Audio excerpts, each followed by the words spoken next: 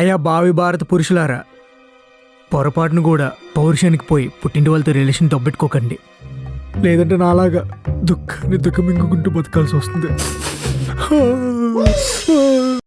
సుందరం, ఓయ్ సుందరం, ఎక్కడయ్యా? త్వరగా రావయ్యా. ఏంటి మూర్తి గారు? నా పిల్లం పుట్టింటికి వెళ్ళిందయ్యా. అవునా? 10 రోజులు అక్కడే ఉంటది, మనం మాత్రం ఇక్కడే ఉంటాం. వరదలో వాటర్ బాటిల్ దొరకడానికి ఇదేనేమో మూర్తి గారు. వాటర్ బాటిల్ కాదయ్యా, బీరు బాటిల్ ఇంకా బాగుంటది. అబ్బా, ఆల్రెడీ ఫ్రిడ్జ్ లో నింపేసా మొత్తం. నేను కిచెన్ లో సామాన్లు నింపేస్తా. ఏ వంట చేయాల్సి నేనే కదా. ఏయ్ సుందరం, ఎక్కడున్నావోయ్? ఎవరయ్యా మీ అత్త? అది అత్త కాదు, పెద్ద చెత్త. ఇంకా మారలేదన్నమాట.